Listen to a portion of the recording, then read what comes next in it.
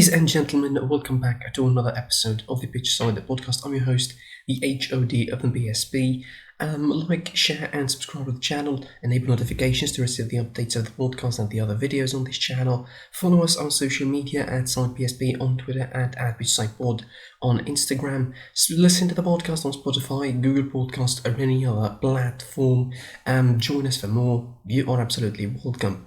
I decided, because I already talked about the derbies yesterday in the preview episode and already, extensively probably talked about them in yesterday's episode, I decided to make this episode shorter and much more to the point and talk about something that by this point people maybe glossed over, surprisingly. Yes, it was a big incident in the midweek, of course, on the Champions League, but people at the moment glossed over. I didn't want to talk about it in the heat of the moment.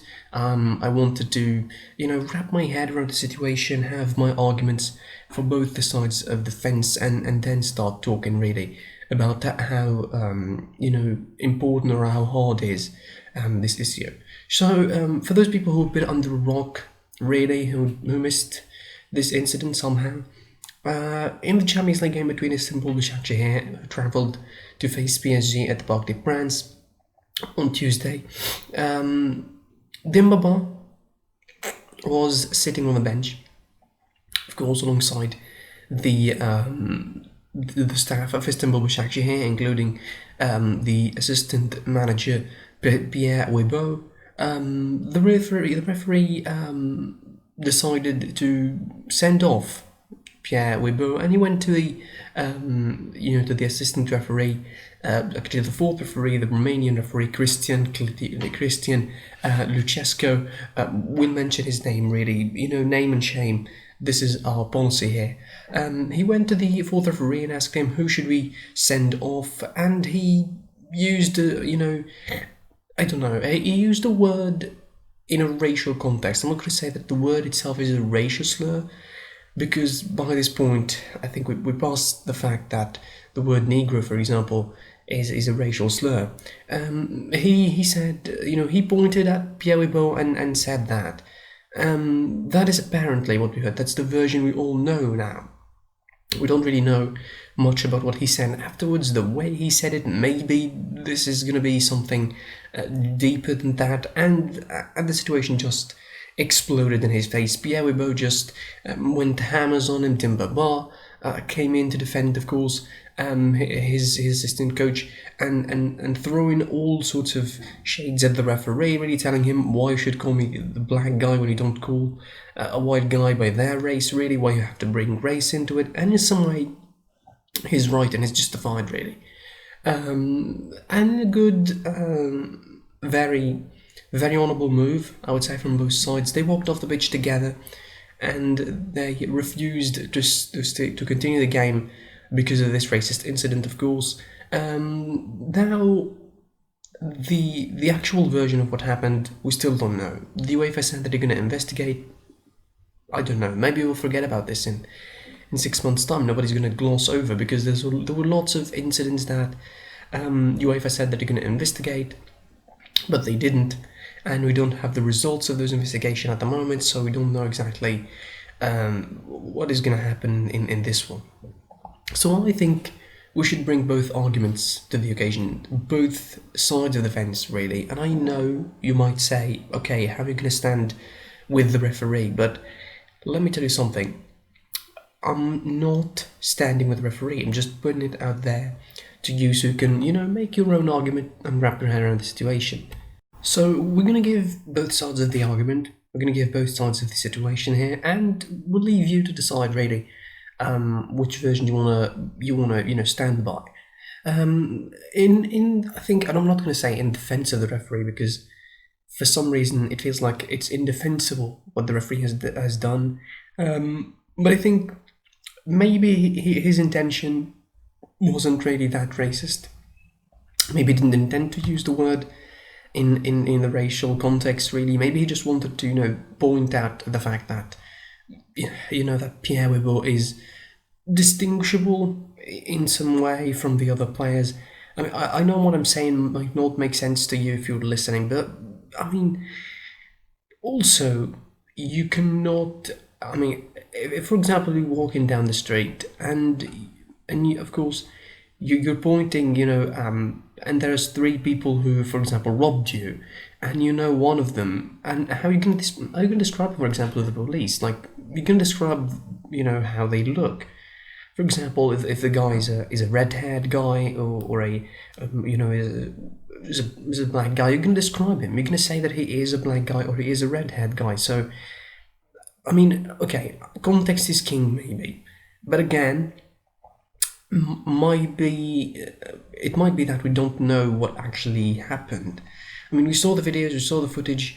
Referee trying to to justify himself, saying I didn't use it in a racial word. I used it to to basically to point at you, to help the referee send you off, basically, and to ease the referee's job of sending you off, which is more ridiculous of an argument, I would say.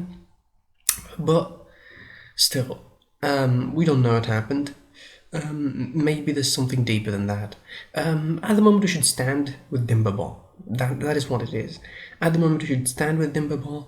Stand against racism, stand against all sorts of discrimination, really. And in a game and in a competition where its biggest slogan, I would say, biggest charitable slogan, aside from making a lot of money, is say no to racism. And in a competition where its slogan is like that, you should be probably defending the players more. The referee, I think, is also a bit more to blame here, because he's the one who's supposed to protect the players. He's the one who's supposed to protect everyone from any sort of aggression, any sort of assault, whether it will be physical or even by words from any person. So the fact that he was slow to react, I would say, in a way, and it took him around like 5 to 6 minutes to really wrap his head around the situation, is something I couldn't completely understand, and people couldn't completely understand. And we're still waiting. I mean, and as we're still waiting for UEFA, we should think about things to do immediately. Like, okay, this case is left to the UEFA's hands, but we should think about things to do immediately. UEFA should think about how to immediate measures to fight this kind of incidents on the pitch, and they happen.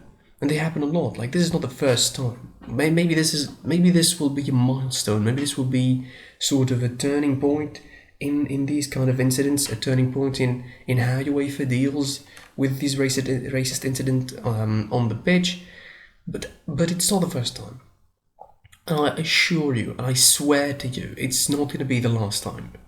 At least until the crowds return, because expect some crowds and expect some people in the stands to be, racially very incensed about this. I mean, everybody remembers, I think, the Neymar incident back in the day. I think it was in the Champions League. I think. I don't know in which game they threw cash at him. Yeah, it was at the Bayern game. I remember that now. It was the Bayern game. I forget that. It was a game against the side that I support. They threw cash at him. Some of the Bayern fans, of course, used some racial slurs, and everybody, sort of glossed over that as an incident as well. And Neymar himself, tried to make a big deal of it, but he couldn't.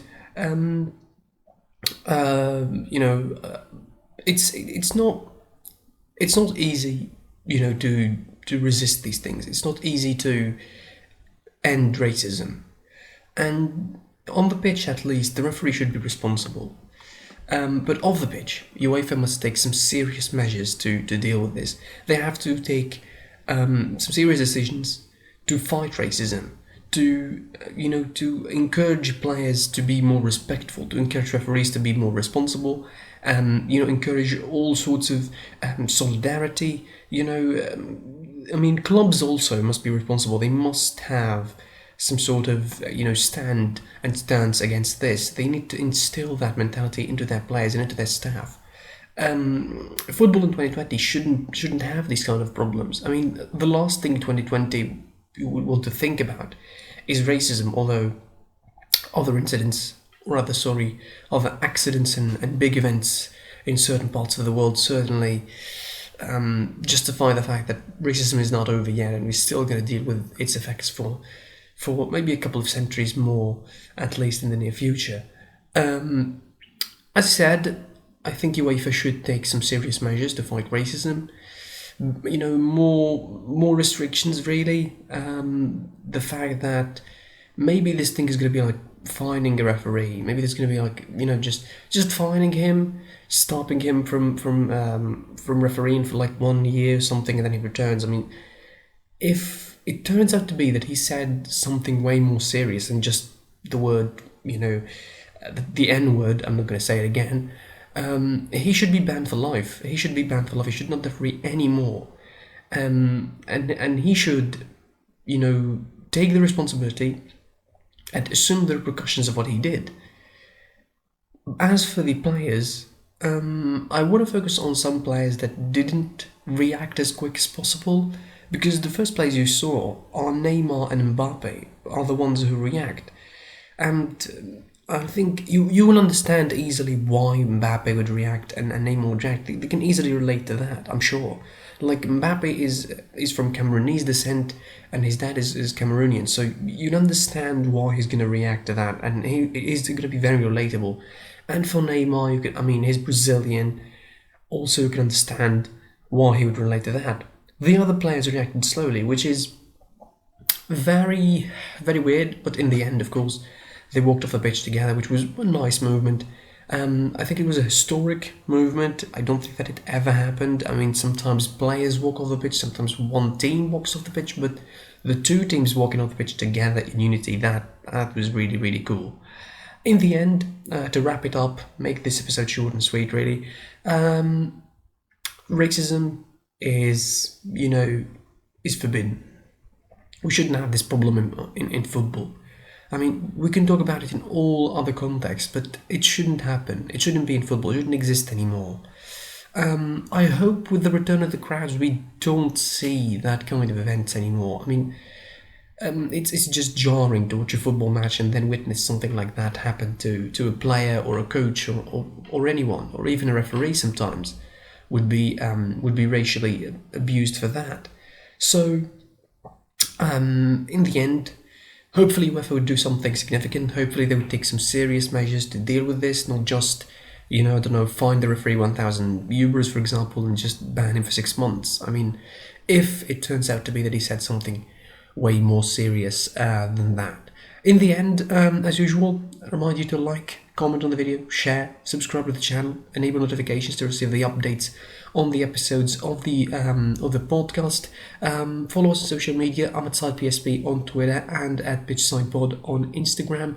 Listen to the podcast on Spotify, Google Podcast, or any other listening platform. I was your boy, the actually from the PSP, and until I see you tomorrow, or maybe I see you later today with videos, reactions to the bigger games, of course. The Manchester City derby, Manchester United and City derby, hopefully. Also the Real Madrid, Atletico Madrid game, hopefully, in the morning. I was your boy, the HOD from the PSP, and until next time, goodbye.